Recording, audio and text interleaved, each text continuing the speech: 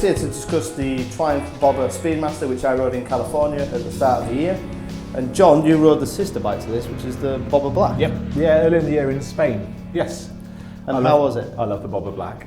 You know, it was a real surprise. 16-inch balloon tyres, which obviously the original Bobber had the big 19-inch front wheel. Yeah. So 16-inch balloon tyres, and you think, it's not going to be much fun. It probably won't handle. It was really good fun, really good handling bike, and I'm hoping the Speedmaster is as good. Well, the Speedmaster is so heavily based on the Bobber Black, so you've got the same 16 wheels, the same twin disc at the front rather than a single disc, same Brembo, the Nissan on the back. And basically what they've done is just tried to make the bike practical. So we've increased the tank range, increased the tank size, and we've added a subframe so you can take a pillion. The suspension is slightly different to compensate for the extra weight. And it needs that. Yeah. So it's the same suspension on the Bobber Black, but they've just changed the settings and the spring rate, because you can put luggage on this. Because they do like a highway accessories model, which adds all the luggage on. And also on the Speedmaster, you've got the nice like swept back kind of California bars. Oh, so what is that? Is that closer to you and wider, or what? Yeah, they're kind of wider and swept back. They're kind of, to me, it was like the bike that Fonzie would have rode. Do you remember in Happy Days? Yeah, I know, yeah. So when we were in California, it was absolutely perfect. And you think it's going to really slow the steering down and feel a bit alien. But the kind of riding position feels really natural and really comfortable. That's good, because the Bobber, you're sort of splayed wide. You kind of yeah. And your riding position is a little bit cramped because it's kind of got that angry stance. Yeah, I know what you mean, Where this has got this, I think they called it a laid-back California look.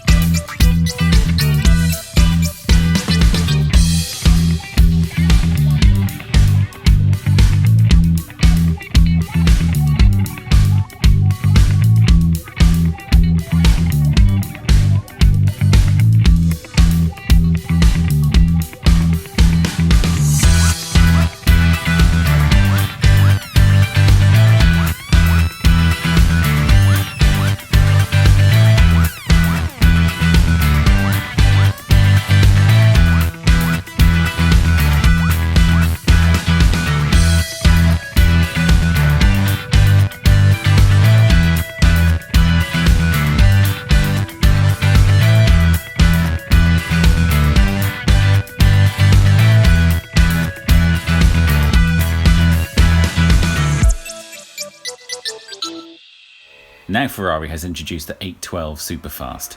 Could this be the last non-turbo Ferrari ever made?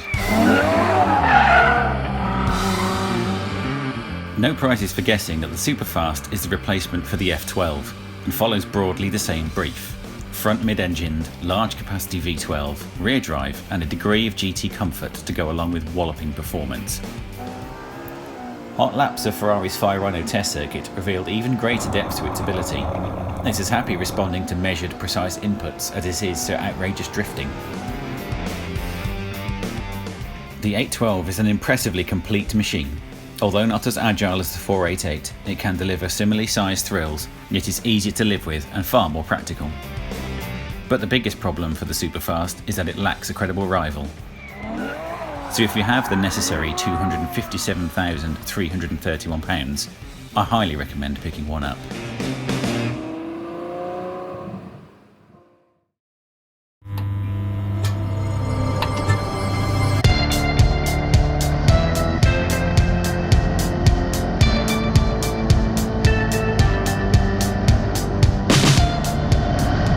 Welcome to MCN, and we've actually just been on the launch of the brand new BMW R1250 GS. Now this is one of the most important bikes of the modern era really, BMW have sold these by the absolute truckload. The shift cam is what makes the new GS special. It's basically variable valve timing, and it lets you have an engine with low lift cams and high lift cams, with an engine that gives you a lot of torque and a lot of extra power at the same time. And the way it works, it doesn't change at specific revs. It changes depending on how fast and how hard you get on the throttle. So if you're poodling along at 3,000 or 4,000 revs, just riding normally, you've got a low cam engine. And then if you absolutely get on the gas really hard, it will change, and then you've got lots of power for overtakes or fast riding.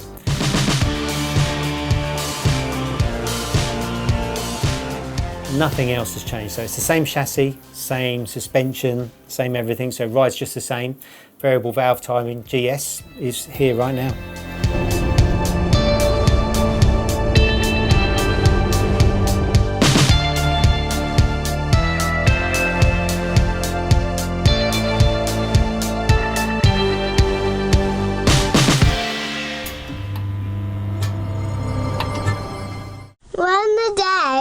There was a big bad wolf, and the wolf flew down the house made of sticks. And then the two little pigs were terrified, and they went all the way to the brick house. And he knocked at the door of the brick house. Little pig! Little pig! Let me in! Not by the hair of a chinny chin chin. Little help!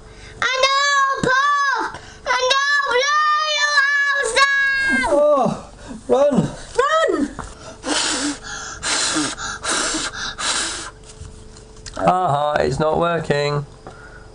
Then I'll come down the chimney. The three little pigs put the pot of boiling water under the chimney.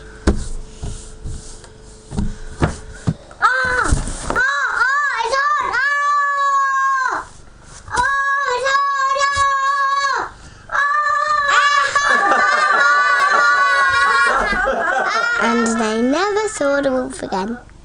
The end.